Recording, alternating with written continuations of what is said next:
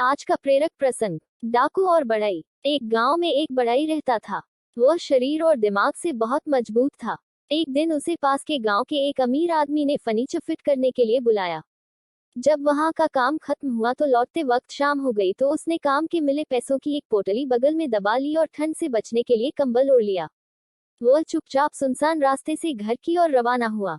कुछ दूर जाने के बाद अचानक उसे एक लुटेरे ने रोक लिया। डाकू शरीर से तो बढ़ई से कमजोर था, पर उसकी कमजोरी को उसकी बंदूक ने ढक रखा था। अब बढ़ई ने उसे सामने देखा तो लुटेरा बोला, जो कुछ भी तुम्हारे पास है सभी मुझे दे दो, नहीं तो मैं तुम्हें गोली मार दूंगा। यह सुनकर बढ़ई ने पोटली उस लुटेरे को थमा दी और बोला, ठीक है, यह रुपये तुम रख लो, मगर मैं घर पहुंचकर अपनी बीवी को क्या कहूंगा?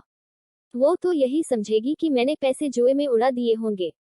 तुम एक काम करो, अपने बंदूक की गोली से मेरी टोपी में एक छेद कर दो ताकि मेरी बीवी को लूट का यकीन हो जाए।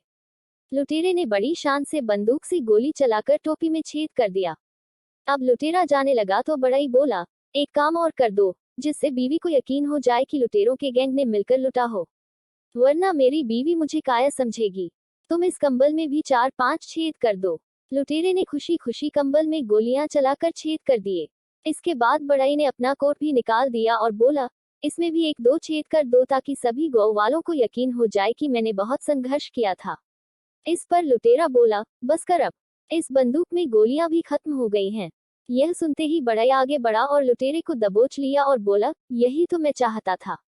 तुम्हारी ताकत सिर्फ ये बंदूक थी, अब ये भी खाली है। अब तुम्हारा कोई जोर मुझ पर नहीं चल सकता है। चुपचाप मेरी पोटली मुझे वापस दे दो, वरना।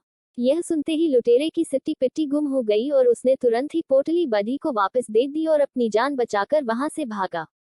आज बढ़ई की ताकत तब काम आई जब उसने अपनी अक्ल का सही ढंग से इस्तेमाल किया।